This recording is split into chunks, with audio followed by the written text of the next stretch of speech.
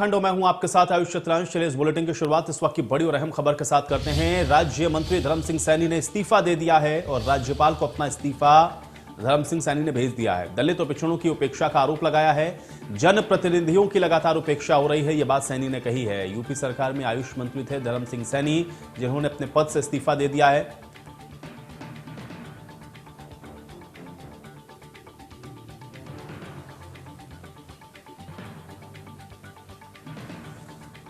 और इसी के साथ एक और बड़ी जानकारी जो आपकी स्क्रीन पर है, इलेक्शन ब्रेकिंग, आप ये जान लें। इस समय बीजेपी में चुनाव से जुड़ी हुई बड़ी जानकारी उत्तर प्रदेश से निकलकर सामने आ रही है, जहां पर बीजेपी कार्यालय से सीएम योगी अभी निकल चुके हैं। ये बड़ी और अहम खबर हम इस वक्त आप तक पहुंचा रहे हैं। 3 फेज के उम्मीदवारों पर चर्चा हो चुकी है, ये जानकारी सामने आई है और कल बीजेपी अपनी पहली सूची को जारी कर सकती है। तो ये बड़ी जानकारी, बड़ी खबर, 3 फेज के उम्मीदवारों पर चर्चा हो चुकी है और कल बीजेपी अपनी सूची को भी जारी कर सकती है। तो ये बड़ी जानकारी आप तक पहुंचा रहे हैं। यूपी चुनाव से जुड़ी हुई ये बड़ी खबर है।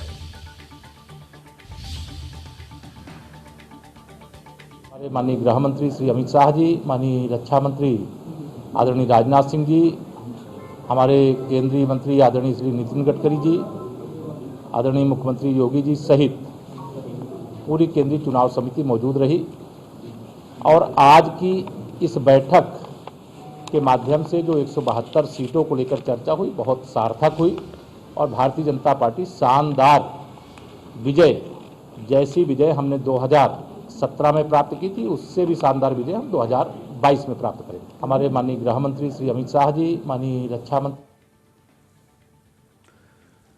तो डिप्टी सीएम केशव प्रसाद मौर्य को आप सुन रहे हैं। 3 फेज के उम्मीदवारों पर चर्चा हुई है। चर्चा बेहद सार्थक रही है। इस बार 2017 जैसी ही चुनाव में जीत है, उसकी उम्मीद को दोहराया उन्होंने। साथ ही साथ कैंडिडेट्स को लेकर के चर्चा हुई है, जानकारी डिप्टी सीएम के द्वारा दी जा रही है। तो टिकट पर महामंथन लगातार चल रहा है। अब कल चूंकि पहले फेज की जो सूची है वो जारी हो जानी है, 10 फरवरी को चूंकि पहले चरण का मतदान होना है, नॉमिनेशन की तारीख भी अब नजदीक आ रही है और इसलिए पश्चिमी उत्तर प्रदेश में पहला चरण जिसकी शुरुआत होनी है, अब उसके लिए मंथन हो रहा है और कल बीजेपी अपनी पहली सूची को जारी करेगी। तो बड़ी और अहम खबर इस वक्त हम आप तक पहुंचा रहे हैं।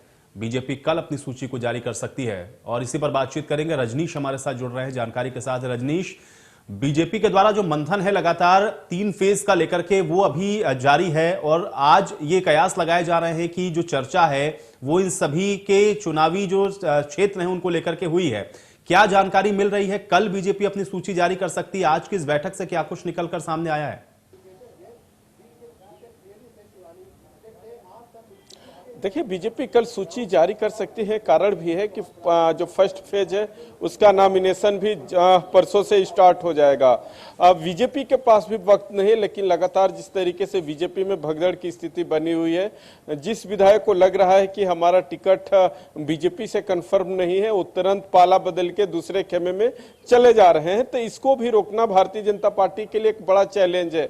आखिर बैठक हो रही है, इस फार्मूले पे क्या बात हो रही है वो तो बात की चीज है, लेकिन एक तो बात तय है। रजनीश, बहुत शुक्रिया फिलहाल इस बातचीत के